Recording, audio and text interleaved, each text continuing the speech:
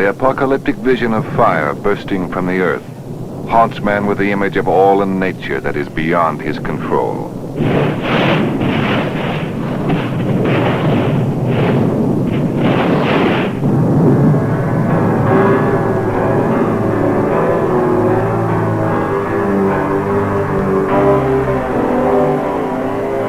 In the face of destruction, man turns to his God.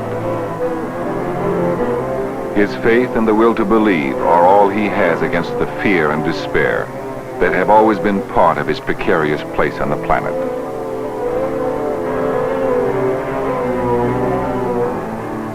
History is filled with the struggles of the human spirit to endure against forces in nature we can neither understand nor control. Man remains helpless when facing the awesome powers of the violent earth.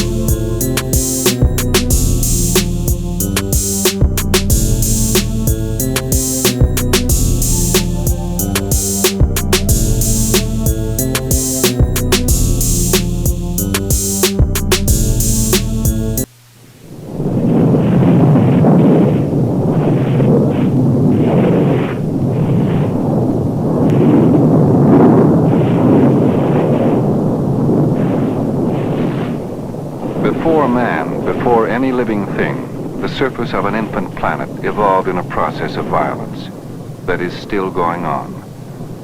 The volcano gives man a fiery image of a time in the Earth's development some 4 billion years ago.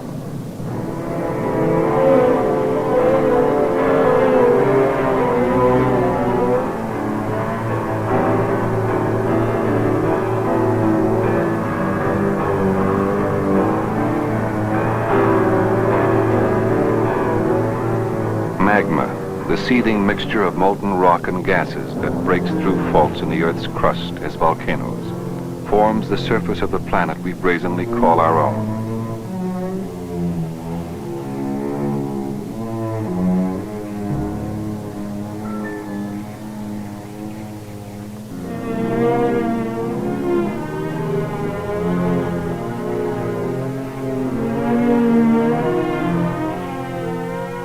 The cooling volcanic landscape, a world of gray desolation, provides a wondrous paradox. It is the ravaged corpse on which life appears. With life comes man.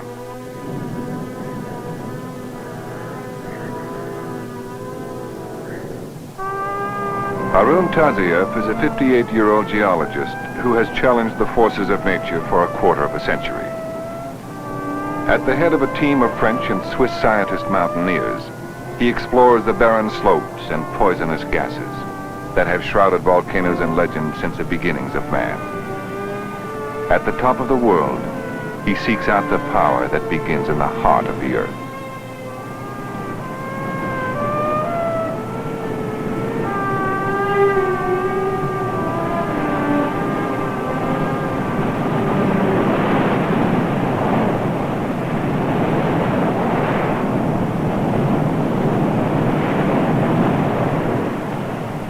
Harun Tazieff's laboratory is the crater lip of an active volcano.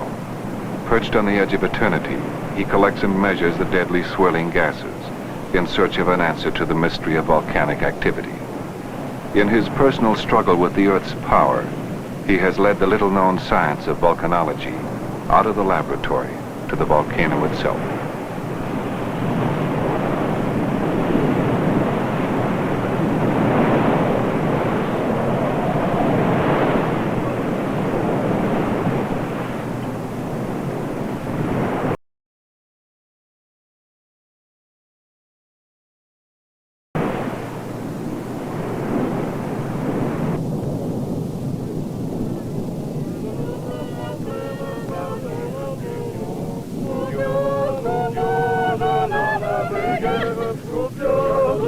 Throughout Europe, they are known as Taziev's gang.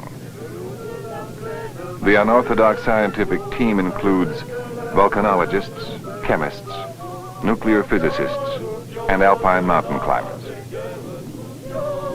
They share a kind of athlete's devotion to a winning coach, a total commitment to science and nature, and an unabashed love of adventure.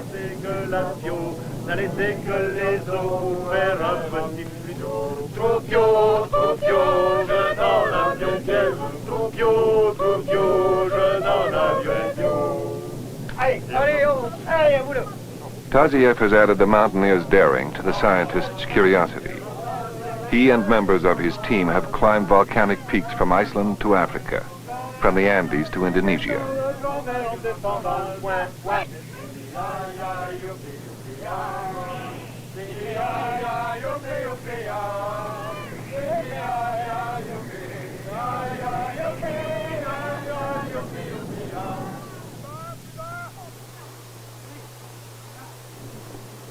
From the crater of an active volcano to a rugby field in Paris is not really much of a jump for Taziev and his personal brand of science and sport.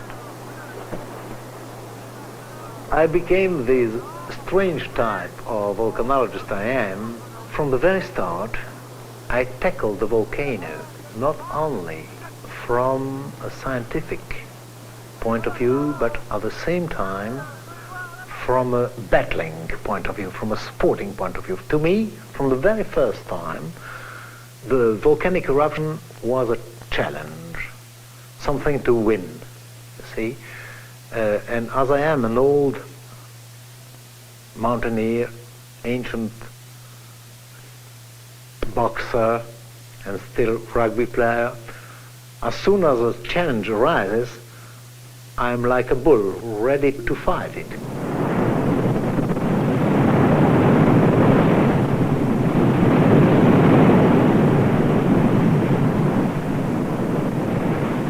Mount Etna, Sicily, April 5th, 1971.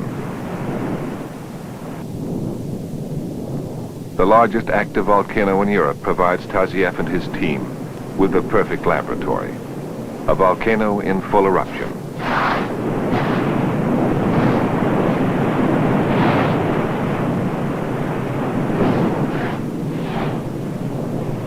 On the trembling mountain already scarred with craters of hundreds of past eruptions, new fissures burst open.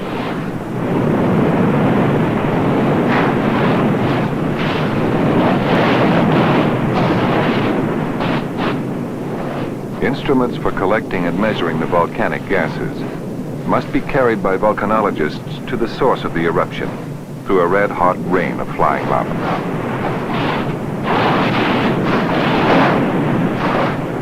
Like knights in some mythical joust, the volcanologists approach the dragon and poke their lances into its flaming mouth. The temperature at the vent is almost 2,000 degrees.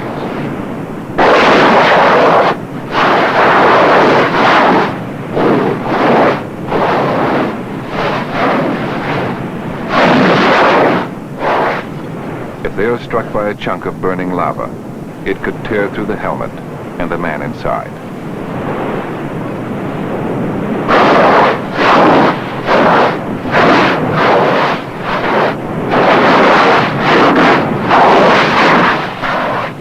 Again and again, Taziev and his scientists pit their strength against the power of the volcano. The jets of gas burst out of the vent at a velocity of 500 feet per second.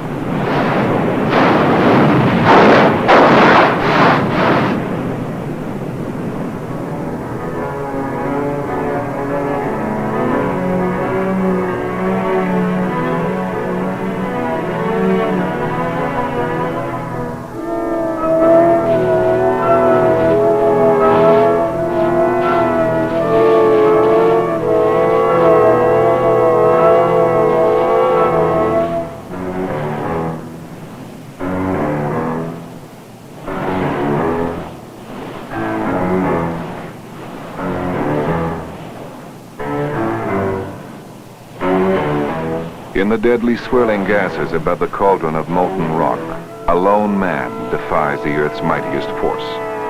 On a mountain top in Sicily, reality takes on the unearthly image of science fiction.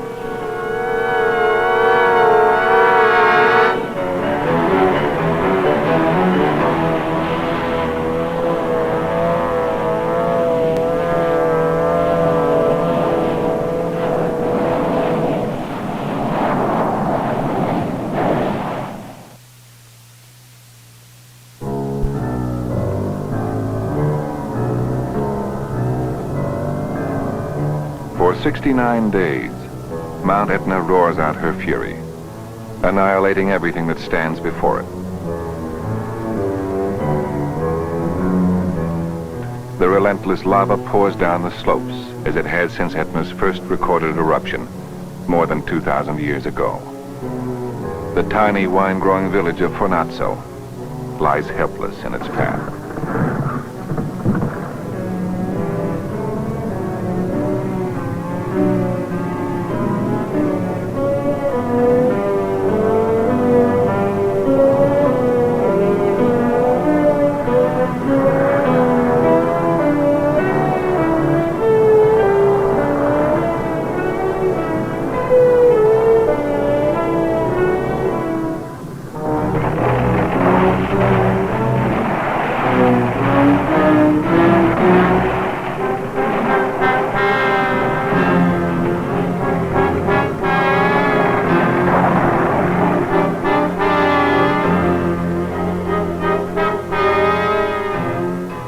For 5 years, Mount Etna rumbled a warning to the people of Fornazzo.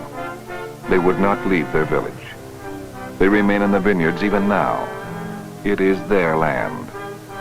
The constant threat of eruption is the price they pay for the most fertile soil in Sicily, Etna's volcanic slopes.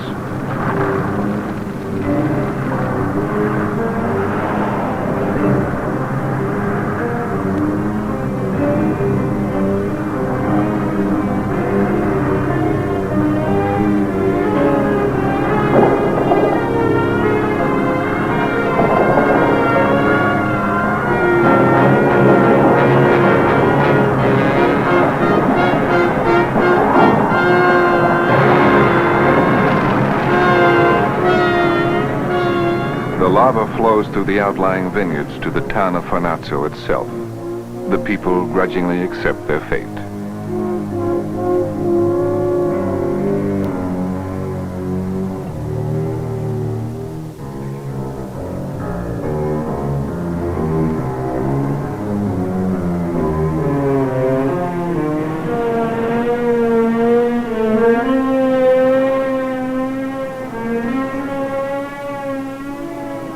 To live on the slopes of Mount Etna is to know how powerless man really is against the unknown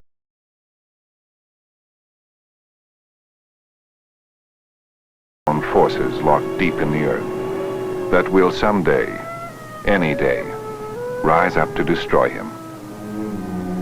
Yet there are those who remain. They will stay on their land until the last possible moment.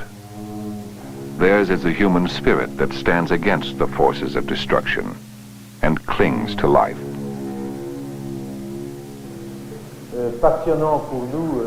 That spirit is Taziev's message in the lecture halls of Europe. We are man, he tells us. We cannot wait for the powers of nature to wash us away. We must meet them head on their own terms, and we must win.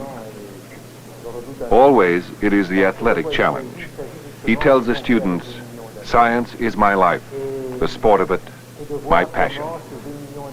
For years, Taziev was considered a rebel scientist, an adventurer. Today, he is the director of France's National Center for Scientific Research. His challenge to nature is accepted by young people all over the world. Last call for Flight 23, boarding at Gate 9. Flight 411, now arriving. Peter! At New York's John F. Kennedy Airport in the summer of 1972, a group of American students prepare to join Taziev on an expedition through the rainforest of Central Africa to an active volcano called Nyiragongo. I don't know what to expect. I'm just kind of tagging along. Did you know that we're going to live inside the volcano? Yeah, Bob told me that. Yeah.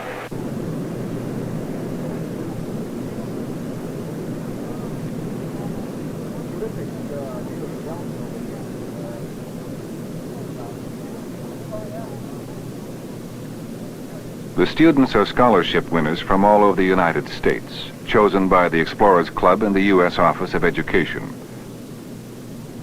With them is a group of interested amateurs whose dream is field research. They were selected not only for their interest in the earth sciences, but also for their athletic ability and personality. Taziev's Niragongo expedition will test them beyond the limits of scientific inquiry. Only one small part of Africa.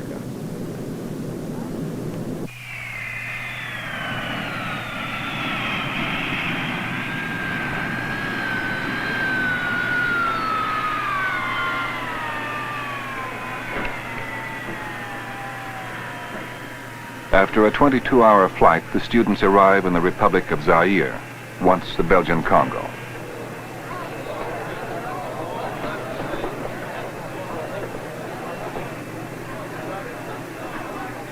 They are met by Robert Citron, head of Educational Expeditions International, a Massachusetts-based organization that sponsors scientific field expeditions for students and amateurs.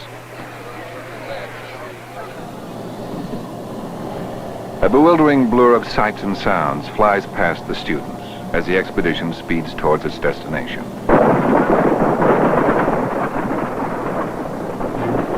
They have only a few days for sightseeing on their way across Zaire's wide savannas before they will meet Taziev and the rest of the expedition. It is the only chance the students will have to see the Africa which has haunted the imagination of Western man.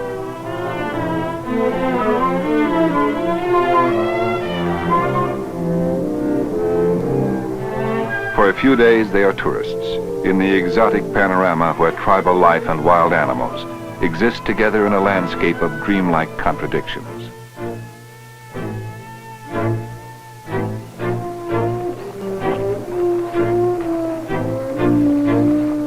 The student safari is stopped at a river in the foothills of the volcanic Virunga mountain range.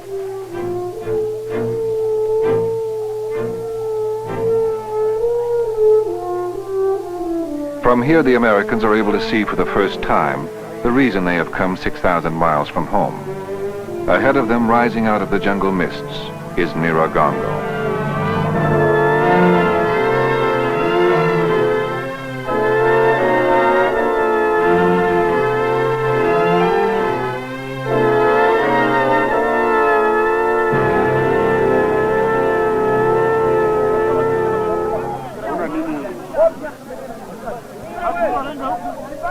In the tribal village of Kabati, at the foot of Niragongo, men from the surrounding area have come to work as bearers for $1 a day.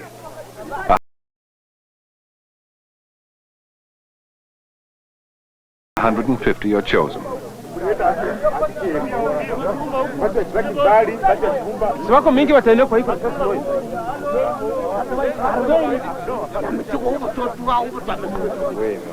Harun Taziev is assembling the largest group ever to climb Niragongo.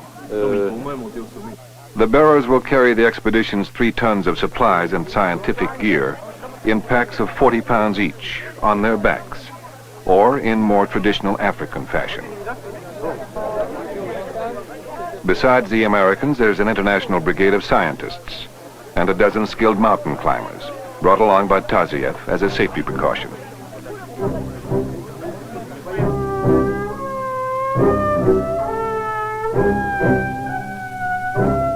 For the 58-year-old Taziev, the expedition may be the last round in the continuing battle he's fought with the mountain since 1947. He was on Niragongo then as a geologist, and the experience thrust his career and his life in a new direction.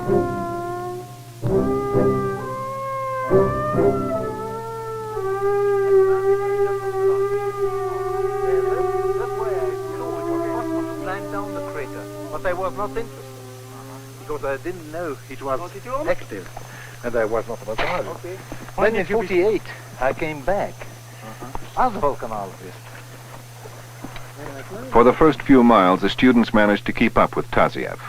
The twisting elephant trails that zigzag up the 11,400-foot mountain become an exhausting classroom for the old mountaineer's impromptu lectures on volcanology.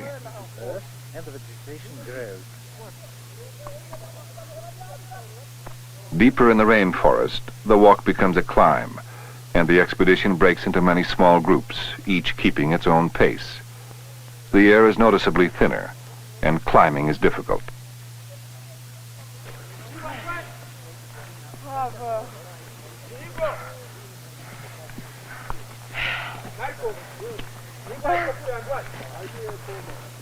How was it? Marvelous. Except we're famished. Here you go.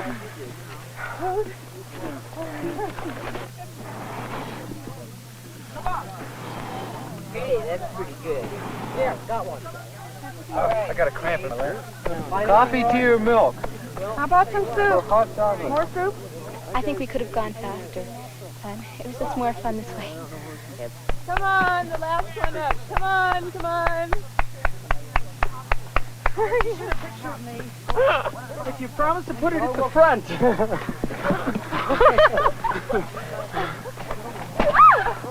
The first day ends 2/3 the way up the mountain, 9,000 feet above sea level. From here, they can see the bleak, wind-swept summit of Nyiragongo.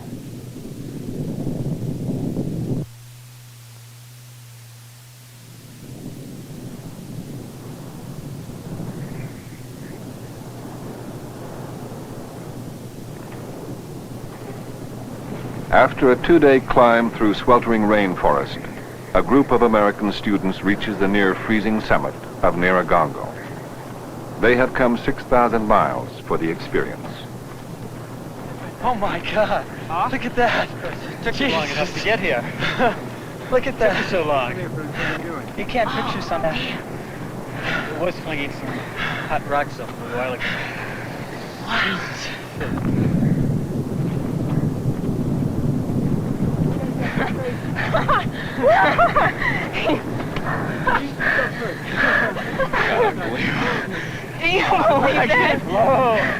You see that rock there, that big rock? Yeah, the one that's kind of... That's where we're going to be standing on. We're going to be standing on that big rock? That's where that other guy was photographed from, right? See the lot. Look at it. Look at it. Look at it mounting up right there. Look at it breaking up. Right, you see it right there? Wow. Yes. 650 feet below is Nyiragongo's active lake of molten lava.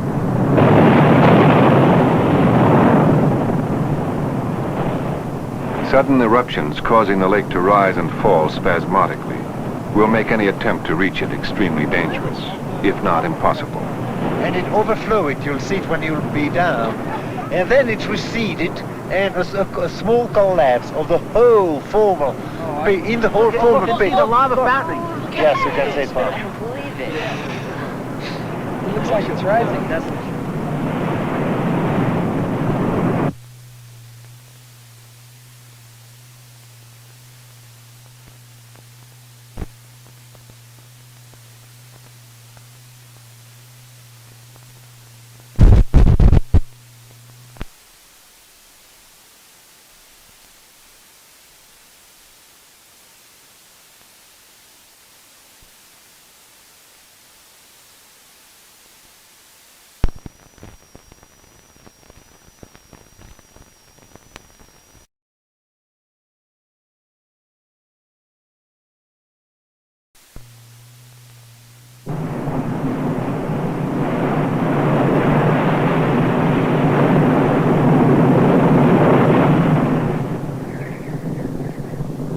A night will pass on the rim before the students are allowed to descend into Nyiragongo.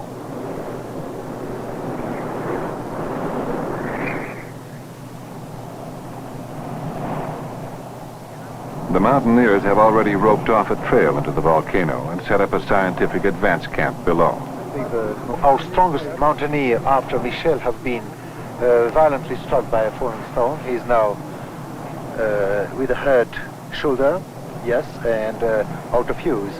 And he got it on the shoulder, fortunately, because it was a very big stone, and on the head, even with a helmet, it could be really a big danger. So Tazieff is concerned for the safety of the students. 2 of his mountaineers have been struck by falling stones. A few weeks earlier, an experienced African climber fell to his death. Best mountaineers in the world. For their descent, the students will be roped to mountaineers. all Alpine veterans. Even if you fall, no problem. You are safe. The main thing is to stand as erect as possible and as far as possible from the wall, and relax.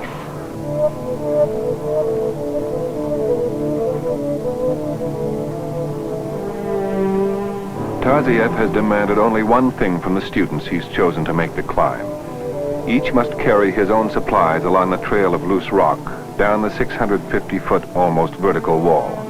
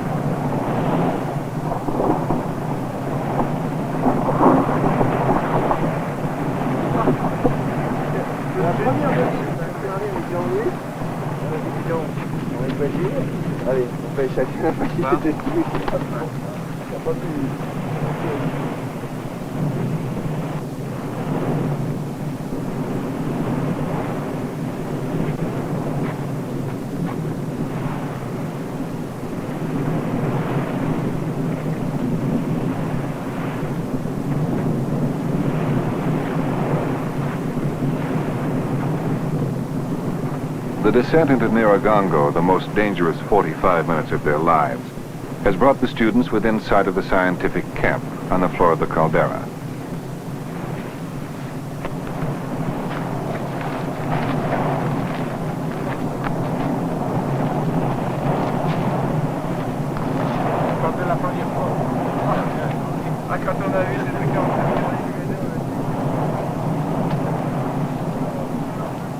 The students have entered Taziev's world.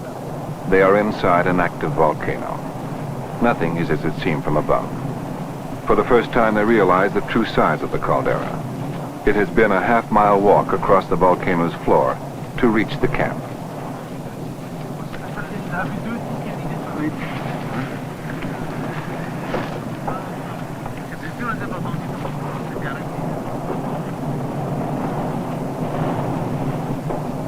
The students face the vast gray emptiness with a mixture of exhilaration and fear. They are in a giant bowl, almost a mile across, surrounded by walls of volcanic rock.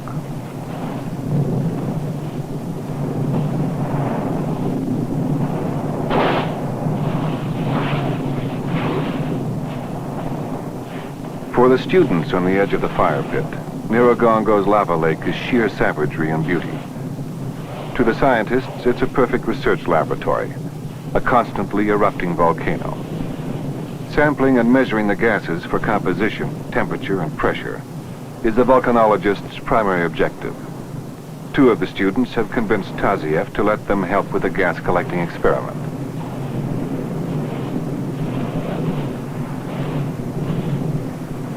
By measuring changes in the gases over long periods of time, Volcanologists believe they might be able to predict volcanic activity.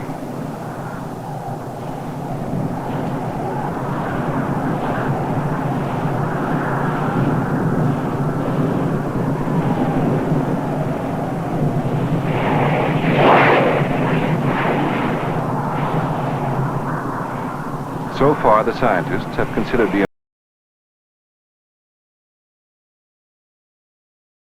American teenagers tourists. When the students prove they can withstand the noxious fumes, they win the respect of the professionals.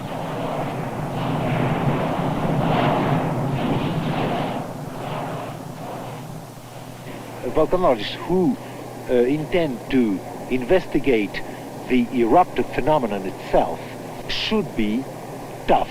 They should also be excellent comrades, as we say in French, the bon camarade. They should help each other. It's a team. It is a teamwork. A teamwork like for a football team, you see. When we see an erupting volcano and our mind asks, what is this phenomenon? How does it work? The answer lies in the very fire itself.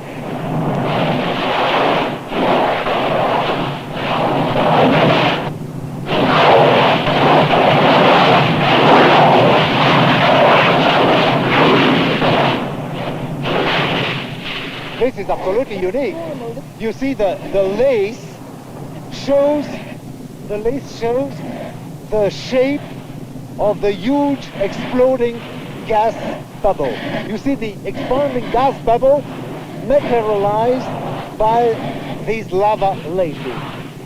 All the topography, all the morphology, all the activity was practically identical. No changes, almost no changes, but minor ones. And now big changes are occurring.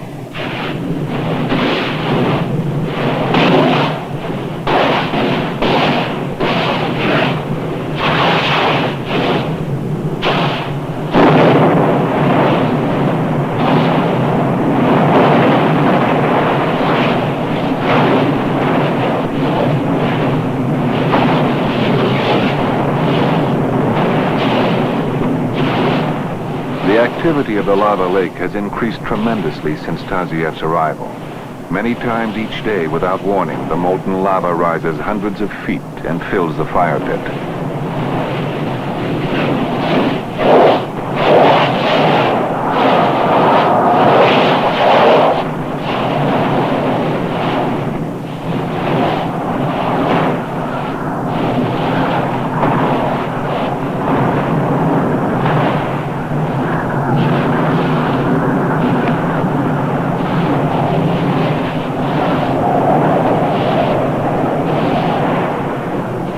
Clinging to a tiny spot on the edge of the inferno, they face the awesome power of Miragongo. Taziev and his team of volcanologists are battered by a steady rain of burning lava pellets. Lifelines tied around their waists are anchored in the ground to keep them from being sucked into the vortex of the fire pit.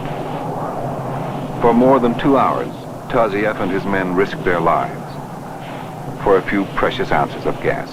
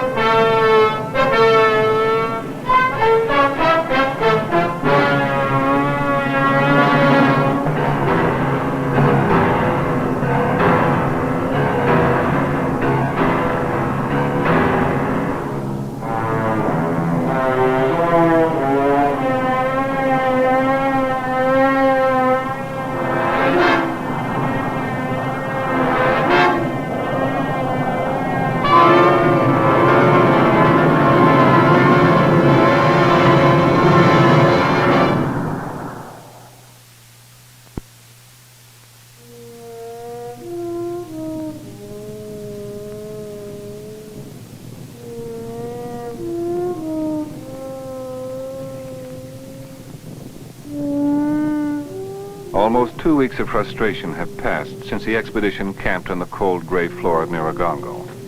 Many of the scientists have left in disappointment.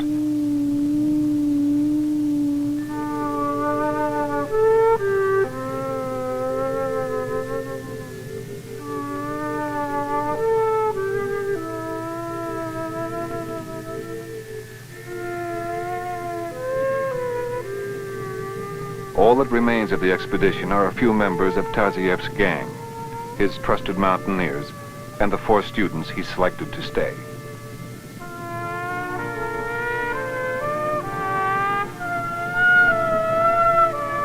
In 1948, Taziev was the first man ever to descend into Nyiragongo, a climb experts considered impossible. Only once in 1959 was he able to reach the lava lake itself. He is determined to try again.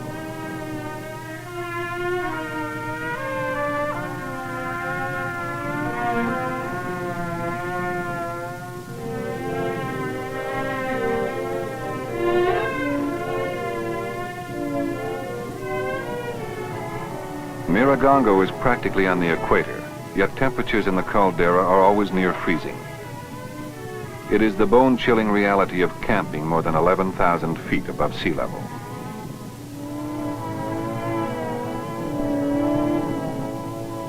All actual experience is the best thing one can give to young people.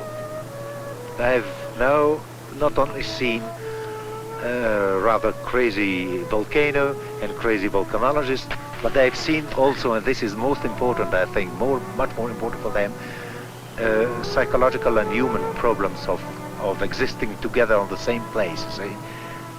We are rather abnormal volcanologists because we choose more or less deliberately the difficult path instead of the easy path.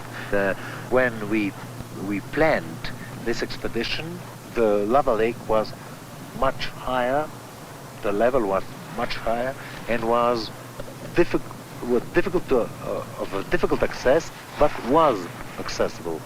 Now the lava lake would be accessible if these sudden overflows did not occur.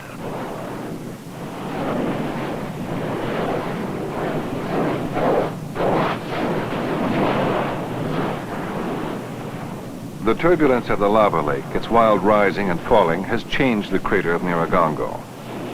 Canvas, grid, right? well, the scale is 1/2000. Taziev's only map is from the 1959 expedition. He wants accurate measurements of the present crater, and the students volunteer for the task. Right. Then you could go to the X dike. You know the X dike? Yeah. The small like X dike. Okay, Peter, come on up. Yeah. Making do with the only equipment available, the students improvise with a camera rangefinder and a mountaineer's rope to measure the crater.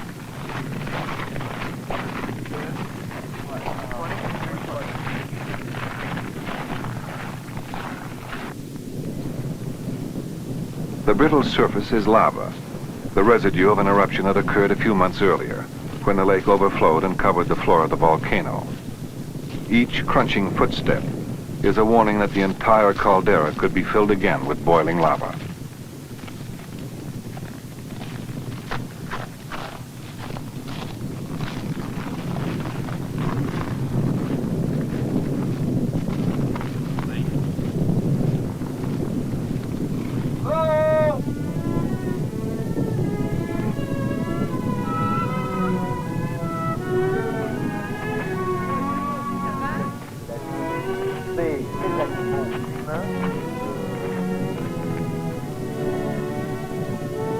Taziev's wife, France, has made the long hike to the summit and the treacherous climb into the volcano to be with her husband.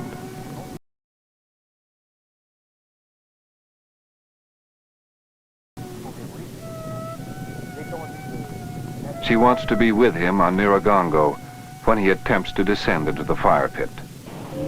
The chances of success seem to lessen with each passing hour.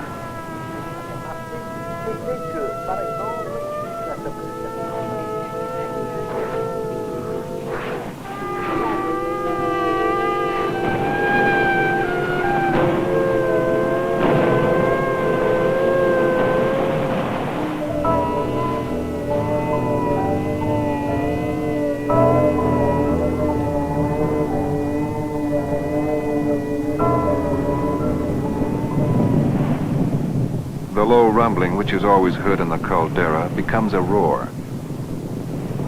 This night on Naragongo is different. The sky burns with an eerie brilliance. It draws the few remaining members of the expedition to the lake of molten lava. Naragongo will show man just how small he really is.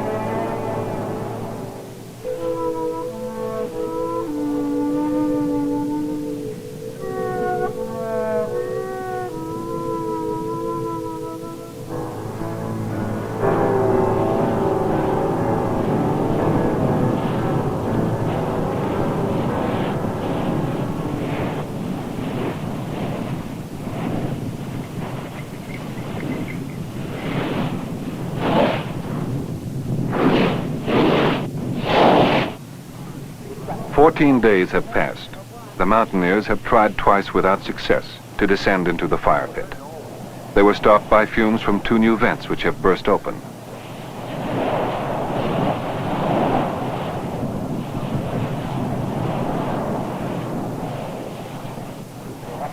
Tazieff is determined to make at least one attempt himself. Against the advice of his own mountaineers and the other scientists, Tazieff will risk the descent into the fire pit. He will attempt to reach the lava lake.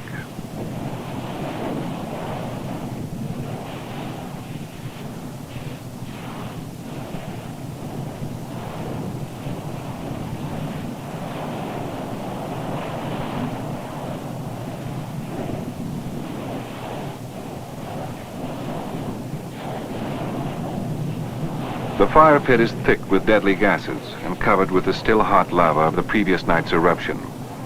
Tazieff hopes at least to collect some samples of Naragongo's newest lava, literally just a few hours old.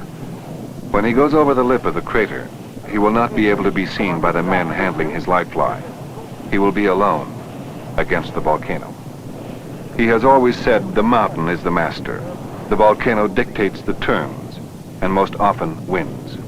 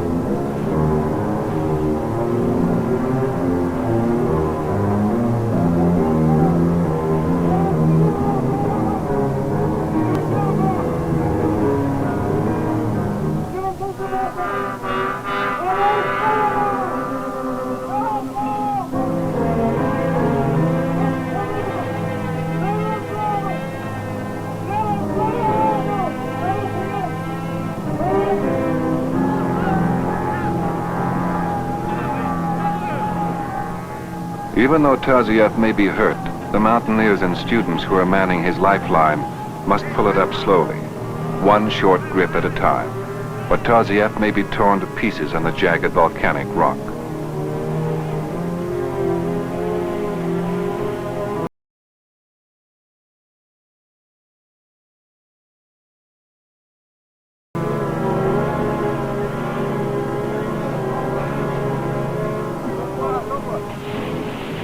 For a minute, he is lost entirely in a cloud of steaming gas, bursting from one of the new vents.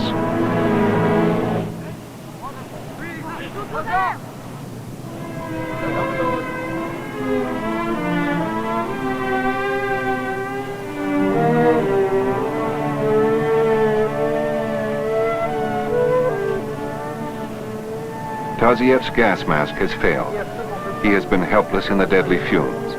Without oxygen, he weakened and slipped from the ladder. His lungs are scalded by the steaming gas. He wants to go down again, but even the old mountaineer admits the struggle on the rope has exhausted him. This time, Nyiragongo has won.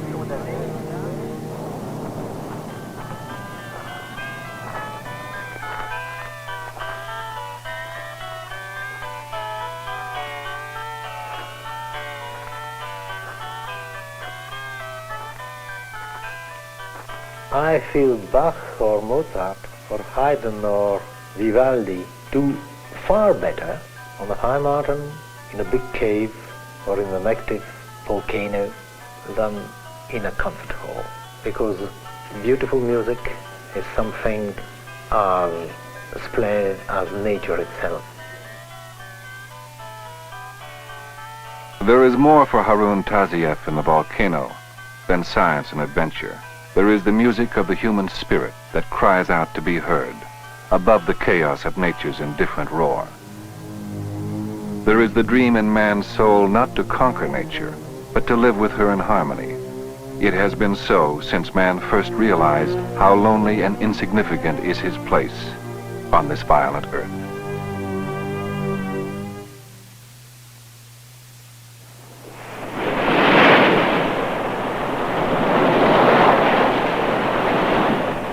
The merciless fury of nature continues to batter man's fragile foothold on the planet.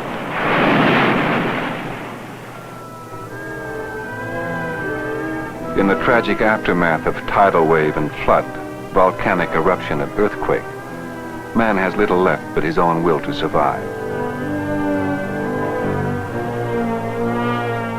All over the world, even modern technology proves no defense against the infinite destructive forces of nature. The power that demolishes the monuments to man's progress takes its greatest toll on human life. The frail figure of man, struggling for life against natural disaster, shows the helplessness of all nations when faced with the awesome powers of the earth. Yet man endures on the planet. It seems the same unconquerable power of nature is in the nature of man. I think that man's nature is to fight. In the beginning it was to fight against nature just to survive. Then it was to fight against other men, to get more places, to become more powerful. When man is what is now called civilized, he tries to fight against ignorance, tries to understand. All science, all scientific purpose is to try to diminish the huge amount of ignorance in which we live, to try to understand the world, the outside world, the inside world, and all this is extraordinarily thrilling. And doing things, on the other hand, doing things against what seems to be unvanquishable is also extremely exciting. Both of these very human tendencies are at the base of our try to understand volcanoes.